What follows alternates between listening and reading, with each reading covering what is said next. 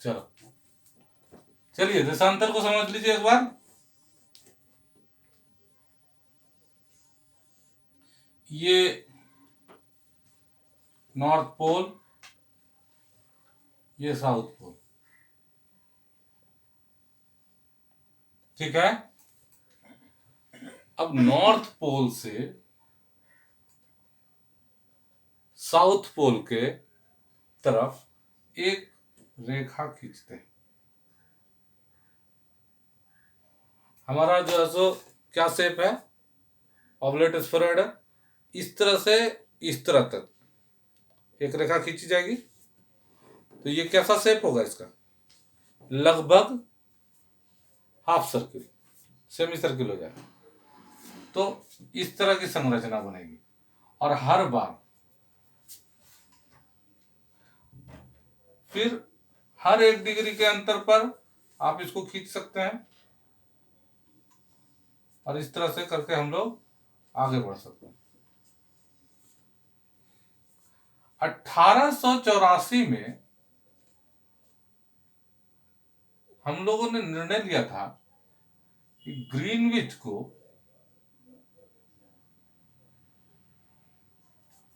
हम लोग starting point कर लें।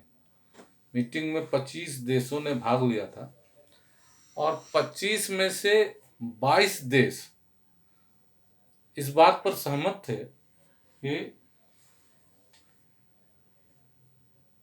ग्रीनविच को उसका प्राइमरी पॉइंट ले लिया जाए। लेकिन 2 देश न्यूट्रल रह गए थे, एब्सकॉन्ड कर गए थे, फ्रांस वगैरह, और डोमिनिक गणराज्य जो था उसने बिल्कुल इसका विरोध किया था। तो मोटा मोटी एक विरोध में और 22 जो है सो इसके पक्ष में थे कि ग्रीनविच होकर जो है सो रेखा खींची जानी चाहिए। 2 एक तरह से कहिए कि जो है सो उन लोगों ने वोटिंग में भाग ही नहीं लिया। तो अल्टीमेटली ये निर्णय पर लोग पहुंचे कि ग्रीनविच से होकर जो लॉन्गिट्यूड खींची जाएगी उसको हम लोग कहेंगे कि ये प्रधान मध्याह्न रेखा है, प्राइम मेरिडियन। और इसको हम लोग कहें यहां से गिनती प्रारंभ मतलब 0 डिग्री। इसमें खींचने के क्रम में हम लोग क्या करते हैं, जिस तरह से हम लोगों ने सेंटर ऑफ अर्थ से अक्षांश को खींचा था, उसी तरह से हम लोग देशांतर को भी खींच सकते हैं। हम लोग क्या करेंगे कि प्राइमरी जो रेखा है, प्राइम मेरिडियन जो है, जो 0 डिग्री है, वहां से 1-1 डिग्री के अंतर पर एक रेखा खींच लेंगे। ठीक वैसे ही जैसे अक्षांश में हमने केंद्र से इक्वेटर को लिया था, वैसे ही यहाँ पर से हम लोग केंद्र से प्राइम मेरिडियन को 0 मानते हुए वहां से 1-1 डिग्री के एंगल पर, और इस तरह से करके जो है अलग अलग रेखाएं खींची जाएगी। अब देखिए इसमें और अक्षांश में क्या अंतर पड़ गया।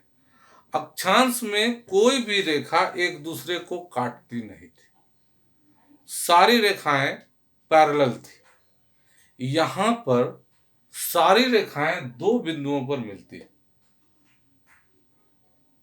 वो नॉर्थ पोल पर और साउथ पोल पर। अभी देखिए अक्षांश में चूंकि रेखाएं पैरेलल थी इसलिए दोनों के बीच की दूरी हमेशा बराबर थी, लेकिन देशांतर में ये बात नहीं होती। अगर हम लोग इक्वेटर पर देखें तो ये डिस्टेंस इक्वेटर पर सबसे ज्यादा होता है, और जैसे जैसे हम लोग पोल के तरफ जाते हैं वैसे वैसे डिस्टेंस कम होते जाता है और पोल पर ये डिस्टेंस 0 हो जाता है। सारी रेखाएं कोइंसाइड कर जाती है नॉर्थ पोल और साउथ पोल पर जाए। आप जानते हैं कि जो है सो लगभग 60 डिग्री के आसपास जाकर ये दूरी इसकी लगभग आधी हो जाती है। यानी मान लिया जाए कि विषुवत रेखा पर 111 किलोमीटर के आसपास है, तो वो 56 55-56 के आसपास जो है सो 60 डिग्री पर हो जाएगा।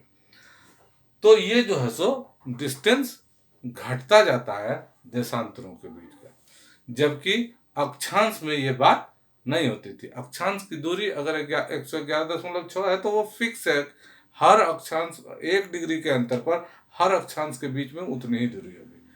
ठीक है, क्लियर है? तो इस तरह से करके हम लोग जो है सो खींच लेते हैं। अब देखिए इसमें एक बहुत इंपॉर्टेंट बात हुई थी। हम लोग अगर क्रॉस सेक्शनल लें, इसको विषुवत रेखा लें, तो वैसी स्थिति में ये वाला जो है सो मान लीजिए 0 डिग्री है, तो इसके ठीक जो है सो अपोजिट साइड में वो हो जाएगा कितना डिग्री, 180 डिग्री। ऋतु कौन हो जाएगा, ये 180 डिग्री हो जाएगा। ग्रीनविच को लेने के पीछे एक इंपॉर्टेंट कारण यह भी था कि इसके ठीक पीछे वाला भाग ऐसा होना चाहिए जो कि समुद्र से होकर गुजरे। 180 डिग्री को उसी समय जो है सो डिफाइन किया। और एक बात जान लीजिए, हम लोग थोड़ा सा आगे इस पर चर्चा करेंगे, ये एकमात्र ऐसी रेखा थी, देशांतर रेखा, जिसका कि सीधा जिसको नहीं खींचा गया, वो इस तरह से खींचा गया।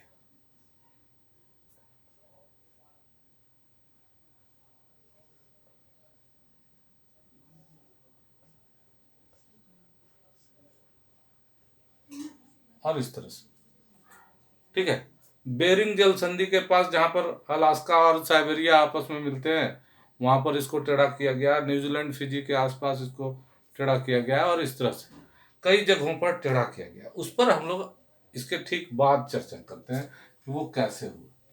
सबसे पहले हम लोगों के लिए देशांतर का जो सबसे महत्वपूर्ण बात था, वो तो किसी स्थान को रेखांकित करना था ही, लेकिन यहाँ पर हम लोग जो है सो इसका बड़ा फायदा उठाते हैं टाइम को दिखाने में। क्या क्या हुआ टाइम के बारे में जरा सा यहाँ पर समझिए कि सूरज मान लीजिए है, और पृथ्वी उसके चारों तरफ चक्कर लगा देती है 24 आवर्स में। एक पूरा सर्किल ये घूम जाता है। कहने का मतलब हुआ कि 360 डिग्री घूमने में 180 180 360 180 रिपीट हो गया, और इधर 0 रिपीट हो गया, तो टोटल हो गया नंबर। अगर 1 डिग्री के हिसाब से देखें, 1 डिग्री डिफरेंस के साथ अगर देखें, तो वो हो जाएगा हमारे पास टोटल नंबर 360, जैसा कि वहां पर हमारा 179 हो रहा था या 181 हो रहा था। तो 24 घंटा में वो कितना डिग्री घूम जाएगा, 360 डिग्री। तो 1 डिग्री घूमने में कितना समय लगेगा, यानी सन को एक देशांतर से अगले देशांतर तक पहुंचने में 1 डिग्री का अंतर यदि है तो कितना समय लगने वाला है, वो हम लोग देख लें। 24 आवर्स बाय 360, 1 डिग्री देशांतर में कितना हो गया, तो इसको घंटे को अगर मिनट में बदल दें, 60 मिनट। ये टोटल हो गया 4 मिनट। यानी 1 डिग्री अगर हमको देशांतर का अंतर है, तो सूरज को उस दोनों देशांतर के बीच ट्रेवल करने में टोटल समय लगेगा 4 मिनट का। यानी माना जाए कि किसी स्थान पर, किसी देशांतर पर सूर्योदय होता है, और उसी के बाद वाले देशांतर पर सूर्योदय होने में दोनों में अंतर कितना का होगा, 4 मिनट का। अभी इसको जरा सा समझने का कोशिश करेंगे, इसमें बहुत सारी बातें जाननी है और जरा सा ठीक से समझना जरूरी। तो 1 डिग्री में हमारा हो गया 4 मिनट, तो 1 घंटे में 15 टाइम्स तो ये भी 15 टाइम्स। 1 घंटे में कितना डिग्री का घूम जाएगा? 15 डिग्री। इसको आधार बनाकर हम लोग जो है सो कैलकुलेट करते हैं। सूरज किसी देशांतर पर, मान लीजिए 0 डिग्री पर सीधे सीधे चमक रहा है, तो इस 0 डिग्री पर जो चमकने का अगर सीधा वो पहुंचा है सूरज, तो यहां पर का जो समय होगा वो इस स्थान का क्या होगा? लोकल, जो हमारा कहते हैं उसको कि हो गया मध्याह्न, मतलब जो है सो दोपहर, स्थानीय जो हम लोग टाइम है, और इसी के आधार पर हम लोग उसको लोकल टाइम फिक्स कर लेते हैं। ये हमारा मिड डे हो जाएगा, और ये ही हमारा डिफाइन करेगा, उसको कहेंगे कि हम लोग 12 o'clock हो गया, और उसके आगे पीछे के आधार पर हम लोग उस स्थान का समय निर्धारित करेंगे। और ये सिर्फ 0 डिग्री के लिए ही नहीं, बल्कि किसी के लिए भी हो सकता है। मान लीजिए 25 डिग्री पर उस पर सीधे सूरज की किरण चमकी जिस समय, वो उसका 12 बज गया, और उसके आधार पर उसको कर सकते हैं। तो इसको हम लोग कहते हैं लोकल टाइम। लेकिन आप सोचिए कि अगर हर जगह का अपना अपना लोकल टाइम हो जाए, तो भारत का देशांतरी विस्तार 30 डिग्री का है, अरुणाचल प्रदेश से लेकर जो है सो गुजरात के बीच में। तो वैसा स्थिति में 30 लोकल टाइम, तो वैसा क्या संभव है? ये संभव नहीं है। इसलिए हर देश ने अपने अपने लिए कोई एक निश्चित देशांतर को मानक देशांतर मान लिया है, और उसके आधार पर, उसके लोकल टाइम के आधार पर हम लोग जो है सो वहां के समय को निकालते हैं। भारत में ये सेलेक्ट किया गया है 82.5 डिग्री, वो इसलिए कि दोनों के लगभग बीचों बीच होता है, 67 से लेकर 96 कुछ तक। तो वैसी स्थिति में लगभग बीचों बीच आता है 82.5 डिग्री। इलाहाबाद के पास जो नैनी स्थान है, उससे होकर ये गुजरते हुए देशांतर को हम लोग 82.5 डिग्री वाले को हम लोग भारत का मानक देशांतर कहते हैं, स्टैंडर्ड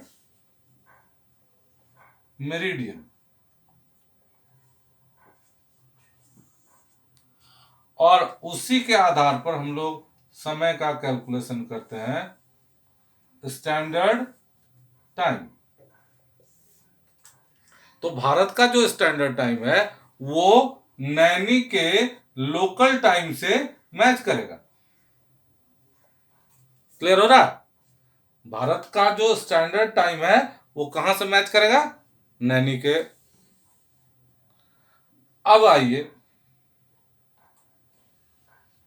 मान लीजिए कि हमारे घड़ी में 12 बज गया, तो क्या हमारे ऊपर जो है सो सूरज की सीधी किरण पड़ेगी? नहीं, जरूरी नहीं। अगर हम इलाहाबाद में खड़े हैं, नैनी में खड़े हैं, तो ठीक है। मान लिया जाए कि हम अरुणाचल प्रदेश में खड़े हैं, तो हमारे पास, इसका मतलब है कि हमारे ऊपर जो है सूरज की सीधी किरण उससे 1 घंटा पहले पार हो चुकी थी। गुजरात वालों को अभी सूरज की किरण, अगर यहां पर है सूरज, तो वहां पर जाने में 1 घंटा और लगने वाला। तो इस तरह से हम लोग पूरे देश का जो है सो टाइम को एक स्टैंडर्ड टाइम में कन्वर्ट कर लेते हैं। तो चलिए, मान लीजिए भारत का देशांतरी विस्तार थोड़ा है, तो हम लोग तो कर लिए। लेकिन अब आप सोचिए कि और हमसे जो चौड़ाई में बड़ा देश है, चौड़ाई इसलिए कहे कि देशांतरी विस्तार के बारे में, जैसे कि यूएसए। यूएसए का इतना विस्तार है, भारत का तो अगर इतना सा है तो यूएसए का इतना है। यूएसएसआर का जो पुराना वाला था, साइबेरिया से लेकर रूस तक इतना था। तो क्या एक जो है सो समय लागू कर दिया जाए तो संभव है क्या? नहीं। इसलिए यूनाइटेड स्टेट्स ऑफ अमेरिका को हम लोगों ने 7 टाइम जोन्स में बांट दिया। इसका मतलब ये हुआ, 7 टाइम जोन्स में बांटने का मतलब हुआ कि 7 जो देशांतर रेखाएं थी, लॉन्गिट्यूड्स थे, उनको अलग अलग क्षेत्र के लिए वो जो है सो हमने उसको सेलेक्ट कर लिया। ठीक है, ठीक है। तो ये जो है सो 7 टाइम जोन में बांटने का मतलब हुआ कि वहां पर घड़ी जो बताएगा वो अलग अलग क्षेत्र के हिसाब से उसका समय का निर्धारण हो। ठीक उसी तरह से पुराना यूएसएसआर जो था वो टोटल 11 टाइम जोन्स में बटा हुआ। कितना टाइम जोन्स में बटा हुआ था? 11 टाइम जोन्स में बटा हुआ था। और कहने का मतलब है कि वहां पर टोटल 11 लॉन्गिट्यूड्स थे जिनको अलग अलग स्थलों के लिए स्टैंडर्ड मेरिडियन माना गया। ठीक है, आगे चलें। अब आइए हम लोग कैसे टाइम कैलकुलेट करते हैं उसको जरा सा देख लें। बहुत आसान है, अभी हम लोग कर भी चुके हैं। मान लीजिए ग्रीनविच मीन टाइम और भारत का 82.5 डिग्री ईस्ट। हम लोग जो है सो देशांतर को कैसे बांटते हैं कि इस रेखा से पूरब के तरफ 180 रेखाएं और इसके पश्चिम की तरफ 180 रेखाएं। ठीक है, अगर 1 डिग्री का अंतर मान लिया जाए तो ये जो रेखाएं हैं वो पूरब, इसका मतलब है कि अगर इस लाइन को लेते हुए एक ग्रेट सर्किल खींच दिया जाए फिर से, मतलब 0 और उसके पीछे वाला लाइन 180 मिलाकर अगर सेलेक्ट कर लिया जाए तो वो फिर इसको 2 गोलार्ध में बांट लेगा। एक ईस्टर्न हेमिस्फेयर हो जाएगा और एक वेस्टर्न हेमिस्फेयर होगा। ठीक वैसे ही जैसे इक्वेटर उसको नॉर्दर्न और सदर्न में बांटता था। अब देखिए यहां से 82.5 डिग्री,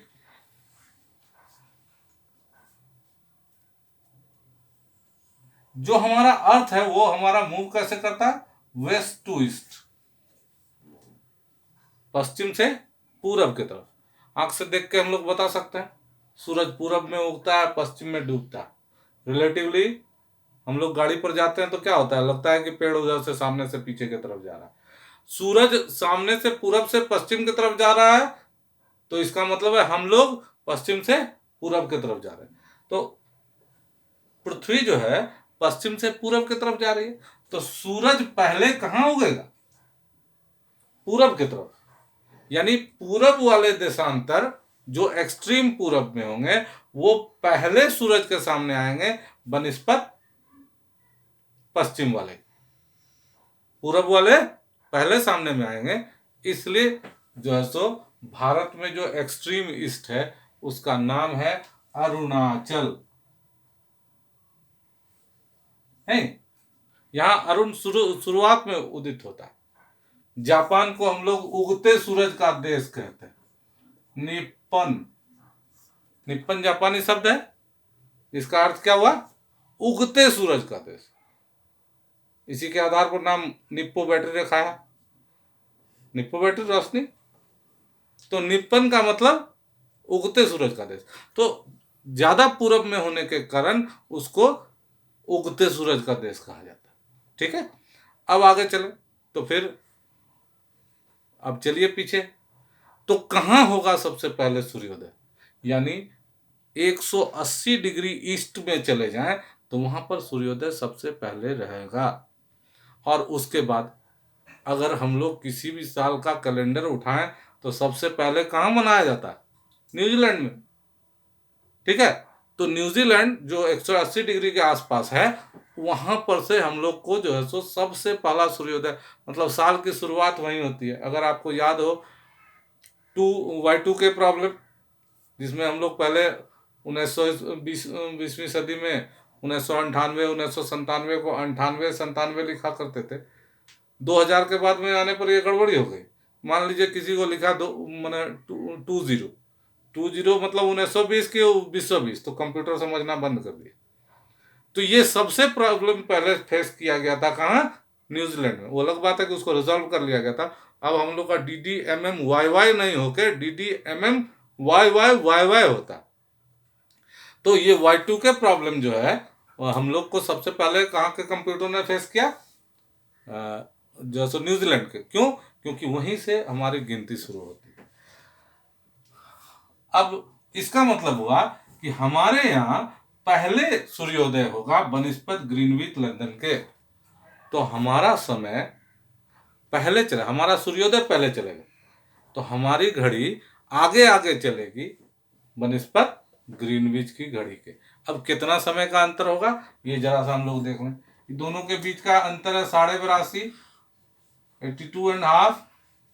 इसको 1 डिग्री वाले में हम लोग को समय कितना लगता है? 4 मिनट। तो वैसी स्थिति में 82.5 गुना 4 कितना हो जाएगा? 330 मिनट, यानी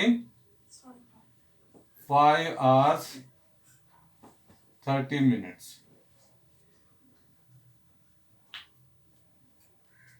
ठीक है, 5.5 घंटे का अंतर होता है। मोदी जी की तरह घड़ी उलट के देख लीजिए, पता चल जाएगा। ये 5.5 घंटे का अंतर होता है। तो भारत का मानक समय ग्रीनविच के मानक समय से कितना अंतर होगा? 5.5 घंटे। इसी तरह से आप किसी भी स्थान का समय का अंतर निकाल सकते हैं। बाय द वे, मान लिया जाए कोई जगह है 30 डिग्री वेस्ट, 30 डिग्री वेस्ट पर कोई व्यक्ति खड़ा है। आपके यहाँ से समय का अंतर कितना होगा? 2 घंटा ये बढ़ जाएगा, यानी 7.5 घंटा हो जाएगा। ये 2 घंटा यहाँ से अंतर, ये 5.5 घंटा यहाँ से अंतर, यानी वो 7.5 डिग्री का अंतर हो जाएगा, 7.5 घंटे का। और वहीं अगर इसको हम लोग देखें 30 डिग्री ईस्ट पर, तब कितना का अंतर होगा इस दोनों के बीच में? तो ये 2 घंटा माइनस हो जाएगा, यानी 3.5 घंटे का अंतर हो जाएगा। ठीक है, कोई दिक्कत है इसमें? तो इस तरह से हम लोग किसी भी स्थान का स्टैंडर्ड टाइम हम लोग कैलकुलेट कर सकते हैं। सिर्फ उस जगह का मानक देशांतर पता रहेगा तो हम लोग निकाल सकते हैं। अब आइए, यहाँ पर जो सबसे महत्वपूर्ण बात है वो है इंटरनेशनल डेट लाइन, जिसको कि अभी हम लोग बता रहे थे कि वो सीधी रेखा में नहीं खींचा गया। क्यों नहीं खींचा गया, जरा सा समझिए। और सबसे पहला तो इंपॉर्टेंट बात है कि उसको इंटरनेशनल डेडलाइन कहते क्यों है? इंटरनेशनल डेट लाइन, अंतरराष्ट्रीय तिथि रेखा। ठीक है, चलिए पकड़ते हैं हम लोग यहां पर।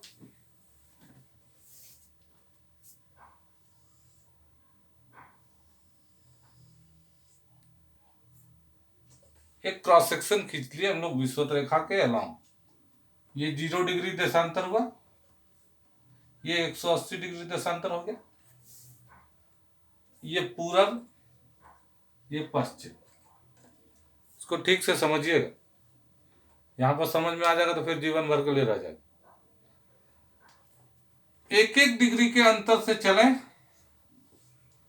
ये 90 डिग्री, ये 180 डिग्री। तो यहां से यहां का क्या मतलब हुआ? आज के डेट में तो हम लोग जरा सा ध्यान दें। मान लीजिए सूरज यहां चमक रहा है, ये है सूर्योदय।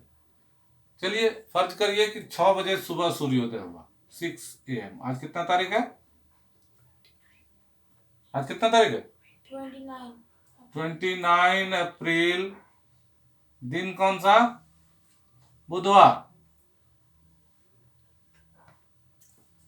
ठीक है, 29 अप्रैल बुधवार। तो इसका मतलब है कि ये जो 0 डिग्री है, यहां पर सूरज की सीधी किरण पड़ रही है। इस पृथ्वी कैसे घूम रही थी, इस तरह से। यानी ये सब जगह सूरज के सामने आ चुके और ये सब आने वाले, यानी इन जगहों पर सूर्योदय हो चुका है। तो इस स्थान पर सूर्योदय कितने देर पहले हुआ होगा? देखिए ये 90 डिग्री का अंतर है, 9 चौक 36, 360 मतलब 6 आवर्स। यानी ये तारीख हो गई 29 अप्रैल। कितना बज गया होगा अब तक? 12 बजे दिन। कोई दिक्कत है इसमें, कंफ्यूजन? अब उसी तरह से यहां आ जाइए, इन जगहों पर, इस स्थान पर जरा देखें, ये क्या है? 180 का जस्ट पहले का स्थान। ये स्थान जो है सूरज के सामने 12 घंटा पहले आया होगा ना। 180 डिग्री मल्टीप्लाइड बाय 4 तो कितना हो जाएगा? 12 घंटा। 12 घंटा पहले आ चुका है, इसका मतलब है यहां पर 6 बज रहा होगा शाम। तारीख क्या रही होगी? 29 अप्रैल बुधवार। कोई दिक्कत है? अभी देखिए इधर से, अब इन जगहों पर तो आपका सूर्योदय हुआ नहीं। यहां पर देखिए 29 अप्रैल 12 बजे रात,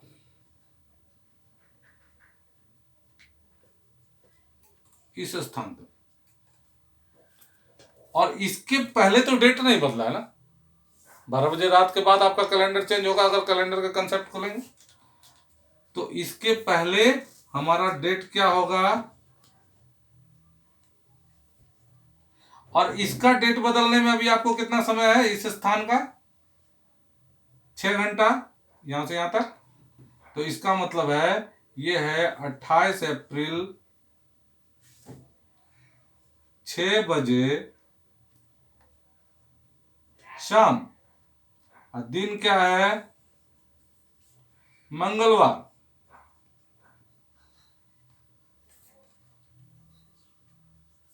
समझने में कोई दिक्कत हुआ? इस स्थान पर आएगा अगर ये जगह, तो फिर जो है सो वो हो जाएगा दिन का चेंज, कैलेंडर का चेंज। लेकिन इस लाइन के इस तरफ वाले लोगों का वो जो है सो बुधवार है, और इस तरफ वाले लोगों का मंगलवार है। तो ये जो लाइन है वो उसके एक तरफ डेट कुछ और 28 अप्रैल और दूसरे तरफ कुछ और 29 अप्रैल होता है। तो इस तरह से जो अंतर हो जाता है, इसलिए इसका नामकरण हम लोग कहते हैं इंटरनेशनल डेट लाइन। अब देखिए, मान लीजिए कोई व्यक्ति 28 अप्रैल को इस लाइन को क्रॉस कर जाता है, किधर से किधर? पश्चिम से पूरब की तरफ। तो 28 तारीख को पश्चिम से पूरब की तरफ अगर क्रॉस कर गया तो उसका स्वतः 29 अप्रैल हो जाएगा। तो अगला डेट उसको क्या मिलेगा? 30 अप्रैल, क्योंकि उसी दिन उसका 29 अप्रैल हो गया और अगला दिन उसको मिल जाएगा। यानी इस व्यक्ति ने, जिसने कि पश्चिम से पूरब की तरफ आइडियल को पार किया, उसको 29 तारीख अप्रैल का या बुधवार का मिलेगा नहीं। वो मंगलवार से सीधा बृहस्पतिवार को चला जाएगा। फिर उसी तरह से अगर इधर से इधर पार होता है, पूरब से पश्चिम की तरफ चला गया, तो क्या होगा? बुधवार स्वतः मंगलवार हो जाएगा, स्वतः मंगलवार हो जाएगा। तो अगला दिन उसको कौन मिलेगा? फिर से बुधवार। यानी इसको 29 तारीख को ये 28 हो गया और 28 का अगला फिर उसको 29, यानी 29 तारीख उसको रिपीटेडली 2 बार मिल जाएगा। ये मुख्य वजह है अंतरराष्ट्रीय तिथि रेखा का नामकरण करने का। अब ये तो झगड़ा का घर है। मान लीजिए कि जमीन है ये, और यहां पर हमने इंटरनेशनल डेडलाइन खींच दिया, तो इधर वाले कहेंगे हे भैया बुधवार है, इधर वाले कहेंगे मंगलवार है, उपवास रखो। कहेगा बजरंग बली की पूजा करेंगे, कहेगा नहीं करेंगे। तो इस झगड़ा को दूर करने के लिए कहा कि ऐसा मत करो भैया, इस लाइन को ही खुद से टेढ़ा कर दो, इस लाइन को टेढ़ा कर दो, ताकि इस समूचे क्षेत्र के लोग एक ही कैलेंडर और एक ही टाइम को फॉलो करें। इसलिए इसको सुविधा के लिए ही हमने जो पहले बताया था कि उसको हम लोग बेरिंगडेल संधि के पास टेढ़ा कर देते हैं और फिर नीचे आके न्यूजीलैंड फिजी के आसपास उसको टेढ़ा करते हैं। क्लियर है? हमको आशा है कि आपको जो है सो देशांतर का और अंतरराष्ट्रीय तिथि रेखा का कंसेप्ट कुछ कुछ समझ में आया हो। धन्यवाद।